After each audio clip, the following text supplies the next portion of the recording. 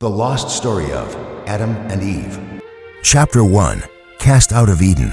The sun rose differently that day. It didn't glide over the horizon in a wash of golden warmth like it used to. Now it came harsh and sharp, slicing through the trees, laying bare the new reality Adam and Eve faced. Behind them, the gates of Eden stood sealed, glowing faintly with a divine light. The garden, once their home, their refuge, their paradise, was no longer theirs. They didn't look back. They couldn't. The presence of God, so near and constant in Eden, now felt like a memory slipping through their fingers. Eve walked with a limp. Her body still remembered the trembling moment of judgment. Adam bore scratches on his arms from the thorns that now reached like claws across the ground. The land they were cast into wasn't barren, but it wasn't the lush, breathing miracle Eden had been. It was wild, unshaped, demanding. The first night came quickly. Without the comfort of divine light or the warmth of Eden's protection, the cold bit deep. They gathered what they could: branches, leaves, flat stones, and clumsily fashioned a shelter against the wind. It wasn't enough, but it would have to do. They huddled together beneath their makeshift canopy. Eve shivered against Adam, and he held her, not because he knew what to do, but because it was all he could do. "Do you think he still watches us?" Eve whispered into the night. Adam didn't answer right away. His eyes were locked on the stars. They were the same stars that had shone over Eden. But tonight, they looked like witnesses to a sorrow too deep for words. "I don't know," he said finally, "but I hope so." Morning broke with aching backs and stiff limbs. Hunger gnawed at them with relentless persistence. Adam ventured out with a sharpened rock in hand, his first tool born out of desperation. He foraged, he dug, he bled, but by midday, he returned with a handful of bitter roots and wild berries. They ate in silence. Food wasn't joy now, it was survival. That evening, Eve sat by a shallow stream, rinsing her hands, staring at her reflection. The water was murky, but she could still see the woman she had become. The serpent's voice echoed faintly in her thoughts, not with temptation anymore, but with cruel irony. "You will be like God," it had hissed, but there was no glory now. Only dirt under her nails and a weight in her heart that wouldn't lift. Adam joined her. He sat down beside her, wiping sweat and grime from his brow. For a long time, they said nothing. The sound of the stream was the only voice between them. "I remember the sound of his footsteps," Eve said finally, her voice breaking. "In the garden, in the cool of the day. I remember too," Adam replied, his hand reaching for hers. She turned to him, tears welling in her eyes. "Do you think he'll ever speak to us again?" Adam squeezed her hand. "I think, maybe not like before, but I believe he still listens." That night, they prayed, not out of habit, but out of need. They didn't ask for Eden back. They just asked not to forget who they had been when they walked with God. Days turned to weeks. Adam learned to fashion better tools. Eve discovered edible herbs and roots that soothed their stomachs. Slowly, the wilderness became less threatening. It didn't welcome them, but it didn't push them away either. They were learning, and in the learning, there was grace. One morning, as the wind rustled through the trees and birds called across the hills, Eve pressed Adam's hand against her belly. "There's something," she said, eyes wide. Adam froze, then smiled.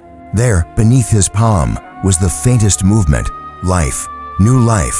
They wept together, not just from joy but from wonder. In the midst of exile, creation continued. In the shadow of judgment, hope stirred.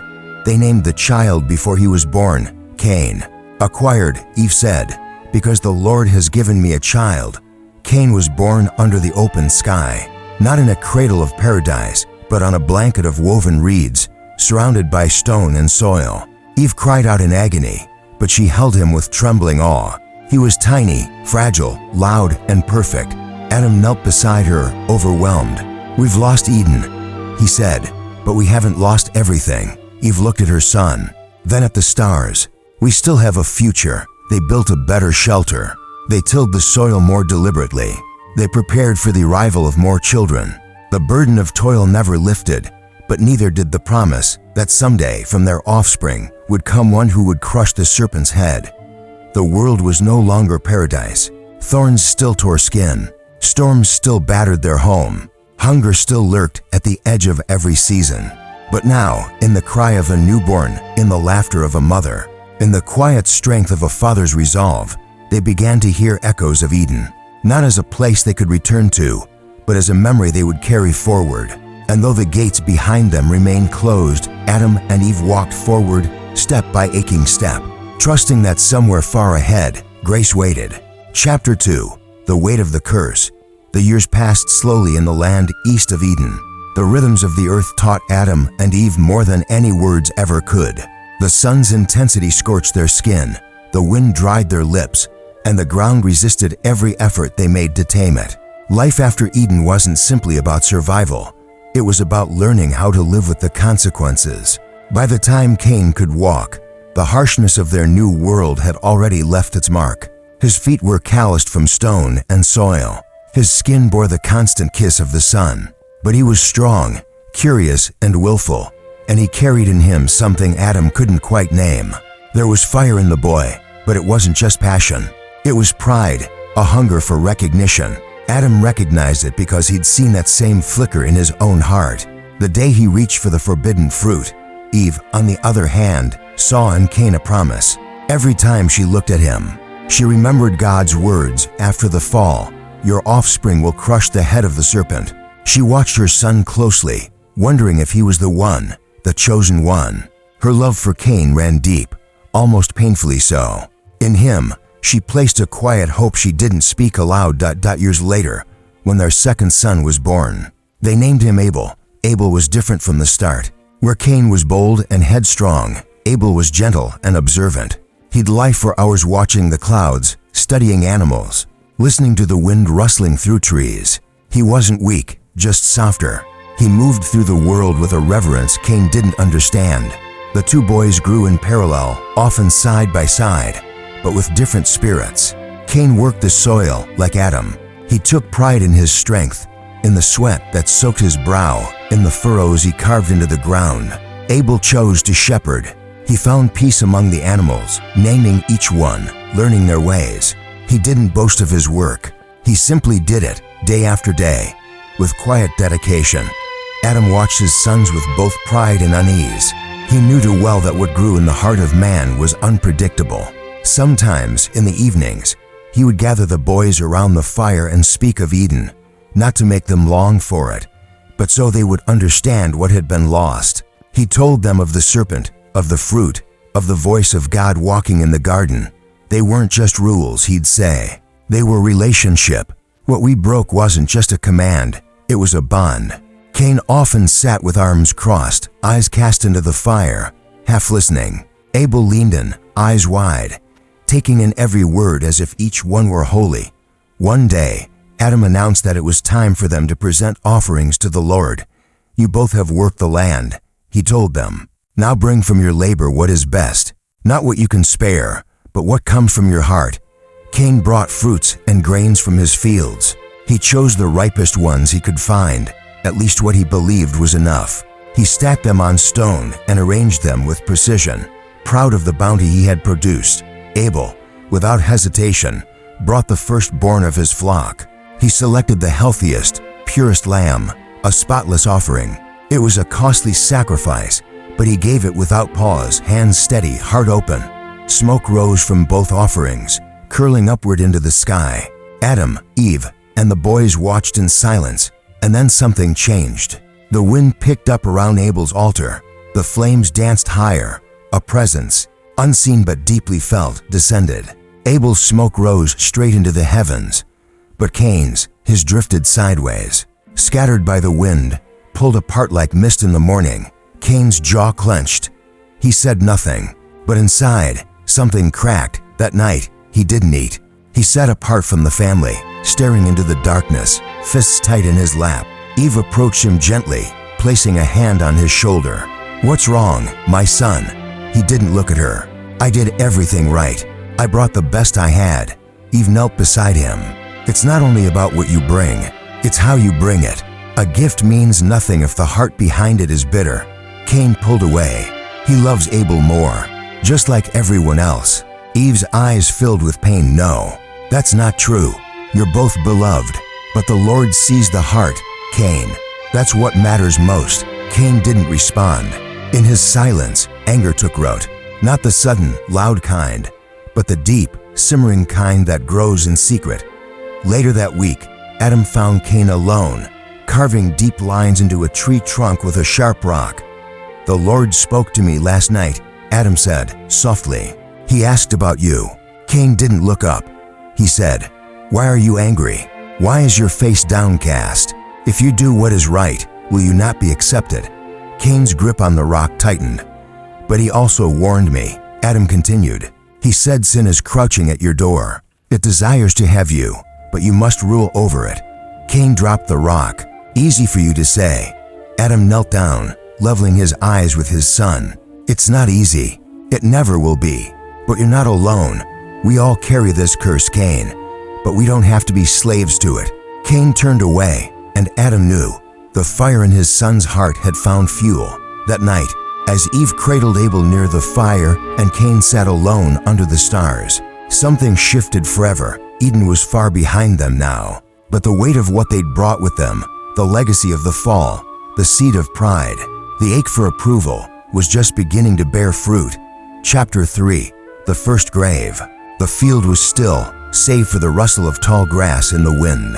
Morning dew clung to each blade, glistening like 1,000 tiny tears. Cain walked through that field with slow, deliberate steps. At his side, Abel smiled, unaware of the storm brewing in his brother's heart. "Come with me," Cain had said earlier, voice steady, lips tight. "I found something you wanted to see," and Abel had followed. He always did. They passed the olive trees, the slope of the hill, the stream where they used to race boats, made of bark and leaves. Their childhood had played out in these spaces, in laughter, in bruised knees, in whispered dreams of someday. But today, no laughter lingered in the air. Only silence, thick and heavy. Cain's hands were clenched. The words of his father echoed again. "Sin is crouching at your door.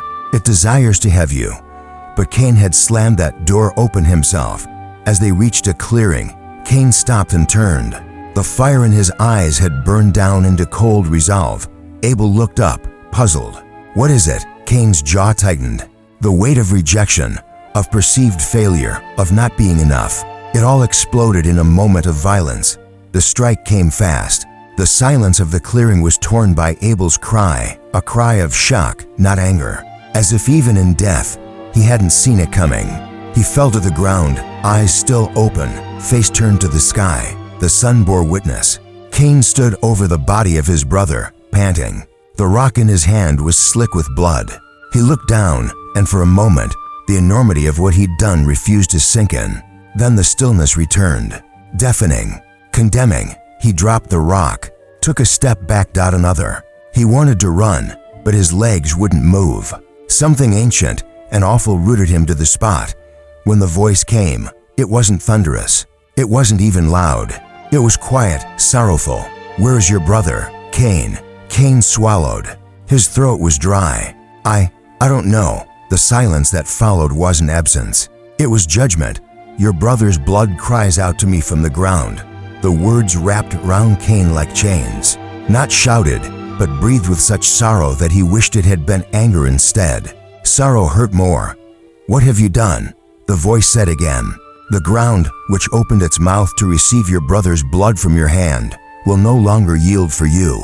You will be a restless wanderer upon the earth." Cain fell to his knees. The reality of it crushed him. "My punishment is too much," he cried. "Anyone who finds me will kill me." But the voice, full of mercy even in judgment, replied, "No, I will place a mark on you, so that none may take your life." Cain trembled, not from fear of death, but from the knowledge that he would live, without home, without rest, without a brother.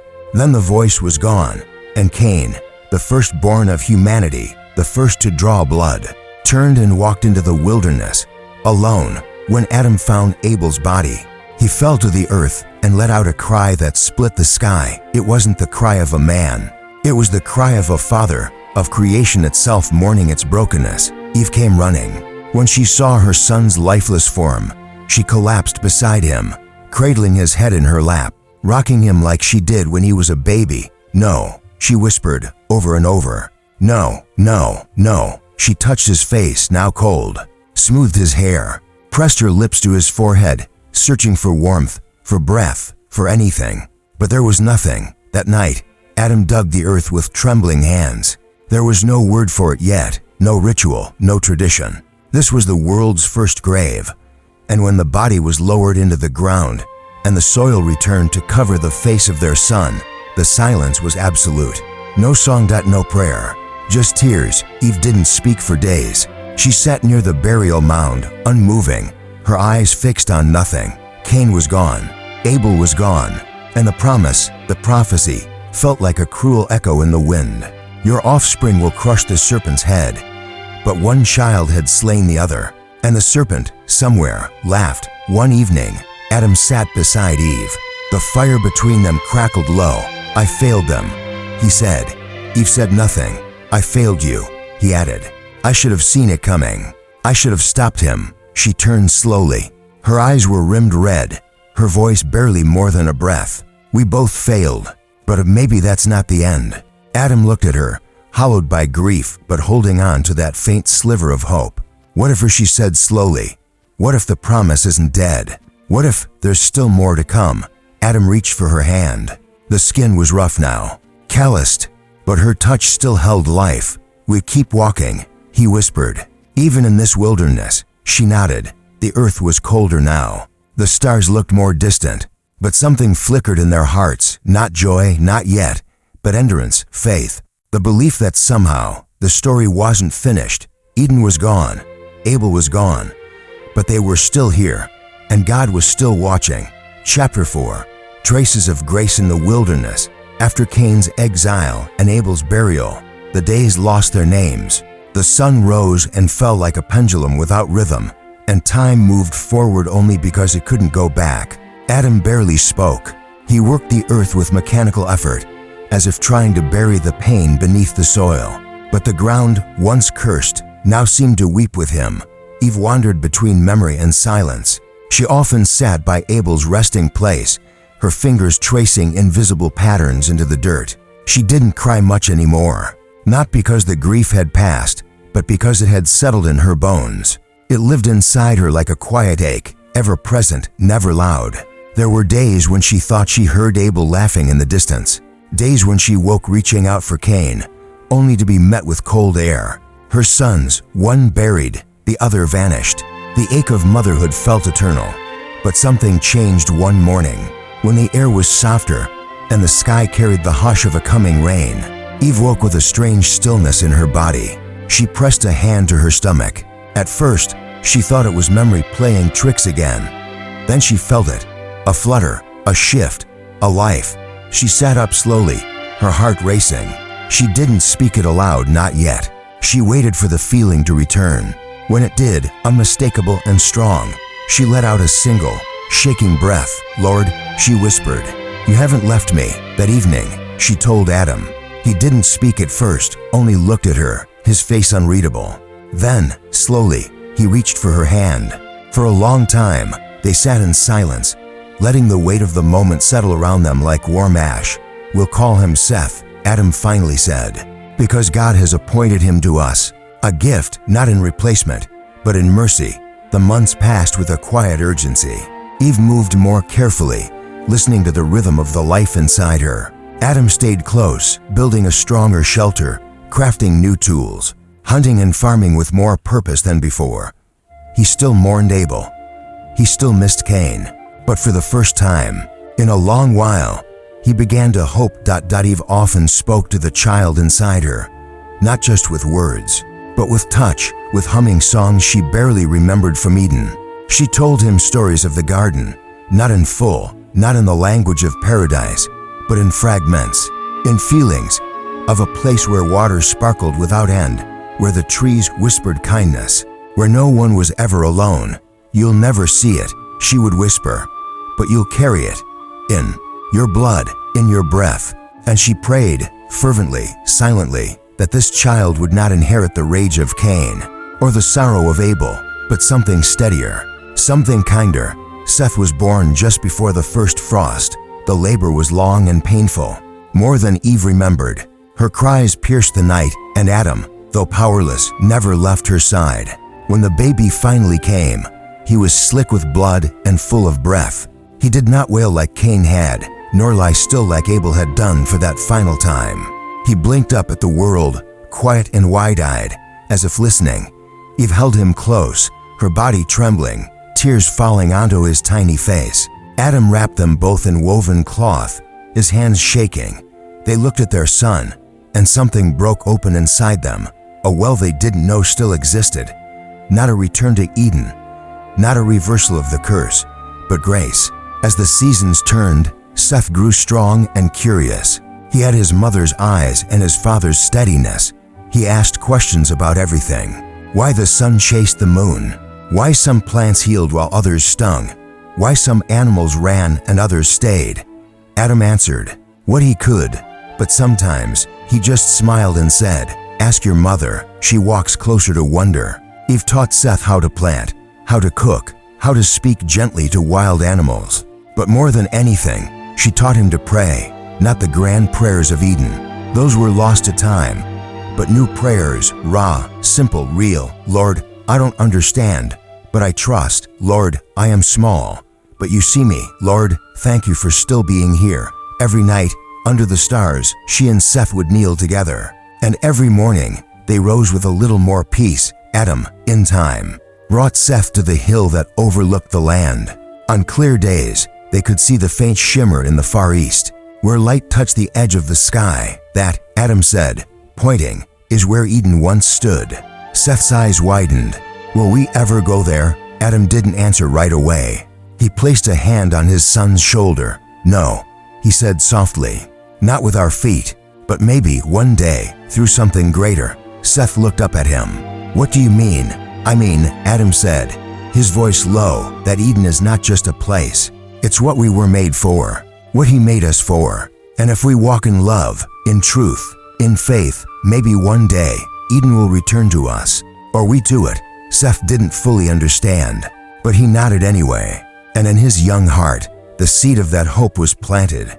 Later that night, as the fire cracked and the wind whispered through the trees, Eve sang the lullaby she had sung to Abel and once, long ago, to Cain. But tonight, she changed the words. Instead of mourning the loss, she sang of promise. Instead of pain, she sang of presence. And in the dark beyond the firelight, a quiet presence lingered, not visible, not touchable, but real.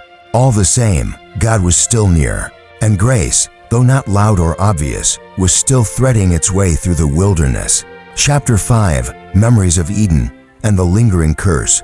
Winter came early that year. The wind howled through the trees like a mournful hymn, stripping branches bare and rattling their shelter's wooden frame.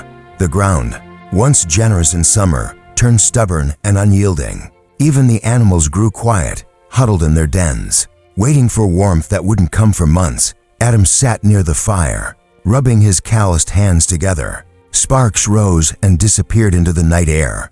Across from him, Seth watched the flames flicker and lean closer, a woolen blanket pulled tightly around his shoulders.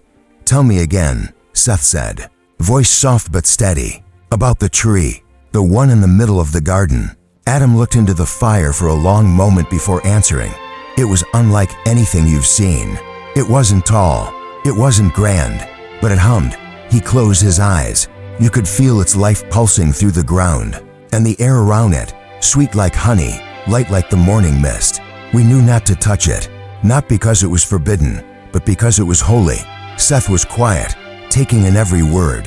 What did it feel like to walk with God? He asked. Adam opened his eyes. They were lined with age, but still held the shimmer of memory, like walking in a song, like knowing every answer before the question even formed. There was no fear, only presence. Seth looked into the fire. Do you think he'll ever walk with us again? Adam didn't speak for a while. The wind howled louder outside, pressing against the walls of their home. I think, he said at last, he never stopped walking. We just stopped listening. The next day, Eve took Seth to the eastern hill, the one that faced the horizon where the garden used to lie hidden, behind cherubim and a flaming sword, the place where memory and mystery still breathed. From the top, they could see far into the distance, trees cloaked in frost, the river winding like a silver ribbon, the soft rise and fall of hills that led into the unknown. "Do you see that shimmer?" Eve asked, pointing. Seth squinted. "Yes, that's the edge," she said, "where Eden once opened to us." "Why can't we go there?" Eve wrapped her cloak tighter. Her voice, when it came, carried the weight of generations. "Because Eden isn't just a place, it's a presence. It's what we were meant to be part of before pride led us away." Seth looked down. "Is that why Cain?" "Yes," she said gently before he could finish. "That same pride is still in all of us, a whisper that tells us we've been forgotten, that we deserve more, that we're alone." Seth nodded slowly. "I hear it sometimes. So do I," Eve said. "So does your father. It never really leaves, but we can choose not to feed it."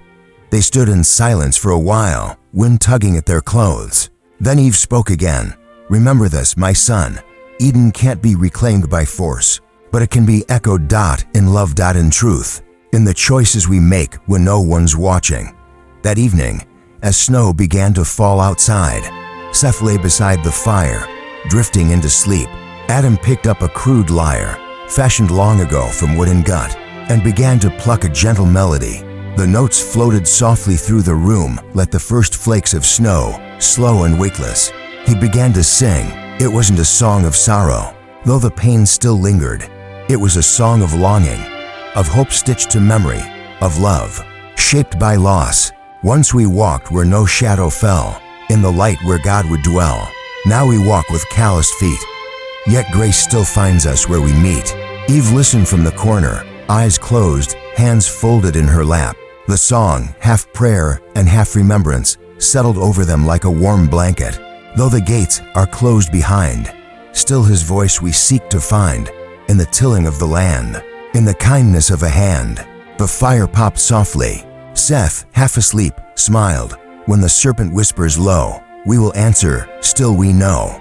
Though the thorns are in the way, we are not what we betray. The song faded, but its echoes lingered. As the days grew colder, Seth began carving shapes into stone, small, simple images of sheep, trees, stars, his mother's face. One night he handed a new carving to Adam, a tree with 2 arms stretched upward, surrounded by tiny flames. Adam turned it in his hand. "The tree of life," Seth nodded. "I want to remember," Adam smiled. "Then you'll carry more of Eden than we ever could." That night, after Seth had gone to sleep, Eve knelt by the fire and prayed. She didn't ask for the curse to be lifted. She didn't beg for Eden to return. She thanked for the child who had stayed, for the wisdom born of wounds, for the God who hadn't stopped listening, even when they had. She placed her hands on the cold earth and whispered, "Let him grow up to love you more than we feared you." And somewhere deep in the wilderness, not far from where angels once stood guard, the wind changed. It no longer howled, it sang. Chapter 6, a distant promise and the final hope. Years passed like wind over the field, quiet but relentless. The rhythm of life outside Eden never returned to the harmony it once knew. But Adam and Eve learned to move with it. Their bodies slowed, their hands grew tired, but their eyes, oh their eyes, still searched the horizon. Seth grew into a man, strong in body, firm in heart, gentle in spirit. He married, built a home not far from his parents, and filled it with laughter, work, and children of his own. The land, though cursed, responded to his care with surprising grace. Wheat rose taller, trees bore sweeter fruit. Even the animals wandered closer to his camp, as if drawn by the peace that followed him. Adam often watched his grandchildren play. He would sit on a stone, hands folded over his knees, and smile as they ran through the tall grass. They reminded him of a younger world, when his own footsteps had once danced through Eden's riverside. Sometimes, when the children asked where they had come from, Seth would take a deep breath and tell them, not of punishment, but of purpose, not of a fall, but of a beginning. "You come from the first breath of God," he'd say, "from earth and spirit and love. Your grandparents walked with the Creator, and though we've left the garden hasn't left us. It grows wherever love takes root." Eve spent more and more time beneath a large fig tree planted by Seth in her honor. Its wide branches offered shade and shelter, and its roots ran deep into the soil that had soaked in her tears for years. One afternoon, Her youngest grandchild curled up in her lap and asked, "Did you really talk to God?" She smiled, tracing a curl behind the girl's ear. "Yes, child. I heard his voice. It was like music wrapped in truth."